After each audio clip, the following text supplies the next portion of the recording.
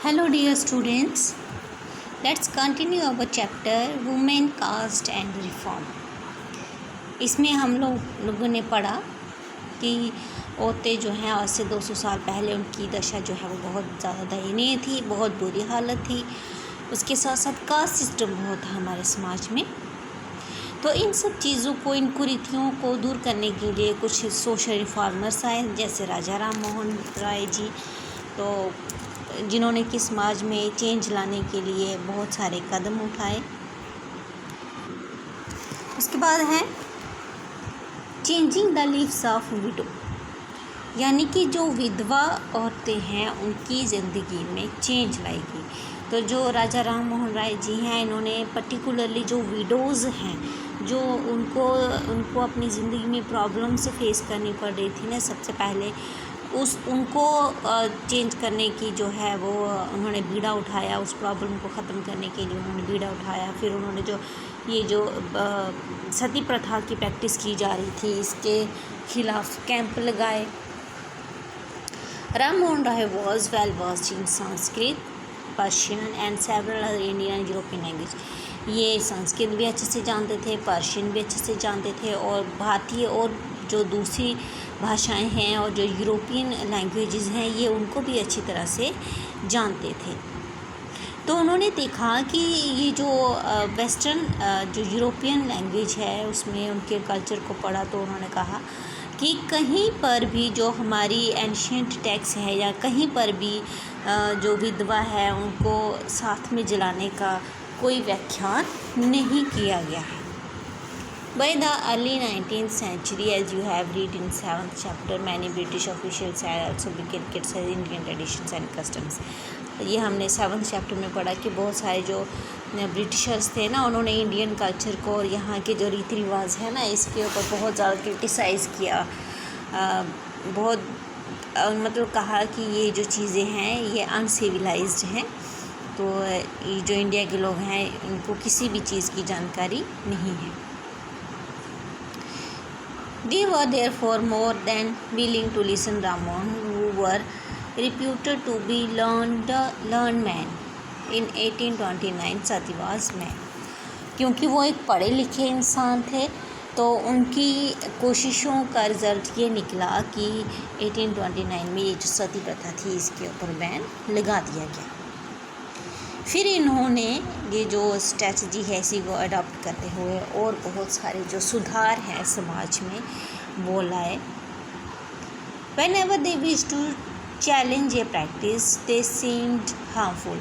वो देखते थे कि जब भी कोई एक ऐसी प्रैक्टिस जिससे कि हमें नुकसान हो रहा है तो उसको वो चैलेंज कर देते थे कि ये मतलब इसको हमें नहीं करना चाहिए। They tried to find versional sentence in the ancient sacred text that support their point of view. और उन्होंने ये भी कहा कि कहीं पर भी अगर इस तरीके की गलत जो लोग प्रैक्टिसेस करते हैं तो उनको सज़ा भी मिलनी चाहिए। ठीक है। उसके बाद और बहुत सारे पॉपुलर रिफॉर्मर्स थे, जैसे ईश्वर चंद्र विद्यासागर जी। इन्होंने भी जो एंशिएंट बुक्स हैं उनको पढ़ के ये मतलब सजेशन दिया कि जो विडोज़ हैं दे कुड मैरी, वो रीमैरिज कर सकती हैं। कहीं पर भी ऐसा नहीं है कि जो विडोज़ हैं वो रीमैरिज नहीं कर सकते हैं। इसी suggestion adopted by British officers, और उनके इस सुझाव को अंग्रेज़ों ने, ब्रिटिश के जो ऑफिसर्स थे उन्होंने एक्सेप्ट कर लिया और एक कानून पास किया 1856 में, जिसमें कि ये परमिशन दी गई दैट विडोज़ कैन रीमैरी, यानी कि जो विधवा औरतें हैं वो दोबारा से शादी कर सकती हैं। Those who were against remarriage of widow opposed Vidyasagar and even boycotted him. और जो लोग ये नहीं चाहते थे कि विधवा औरतों की दोबारा शादी होनी चाहिए तो उन्होंने विद्यासागर जी की बहुत ज़्यादा अपोजिशन की, इवन कि उनको बाइकआउट भी कर दिया। By the second half of the 19th century के सेकेंड हाफ में the movement in favour of widow remarriages spread, और एक और आंदोलन चला कि विडोज़ जो हैं वो रीमैरिज कर सकती हैं। ये बहुत सारे जो देश के हिस्से हैं वहाँ पर ये आंदोलन चला। In the Telugu speaking area of Madras Presidency, Veeresalingam पतलुवामेन एसोसिएशन फॉर विडो रीमैरिज। तो इस तरीके से ये विडो रीमैरिज के एसोसिएशंस जो हैं वो बनाई गई। Around the same time young intellectuals and reformers in Bombay place themselves to work for the same cause. और बॉम्बे, कलकत्ता और सब जगह इस रीज़न को, रीमैरिज को लेकर बहुत सारे रिफॉर्म्स जो हैं वो लाए गए। उसके बाद स्वामी दयानंद सरस्वती जी जो हैं वो भी, उनके बारे में भी हम अच्छे से जानते हैं। वो भी एक बहुत ही प्रसिद्ध सोशल रिफॉर्मर हैं। Who founded reform association called Arya Samaj. इन्होंने आर्य समाज की स्थापना की और ये सपोर्ट किया कि जो विडोज़ हैं वो रीमैरिज कर सकती हैं। Yes, the number of widows who actually remarried remained low। ये है कि जो विडोज़ जो हैं वो शादी करती हैं तो उनको फिर भी लो ही मतलब नीच ही देखा जाता है। ये समझा जाता है कि ये बुरे साय की औरत है।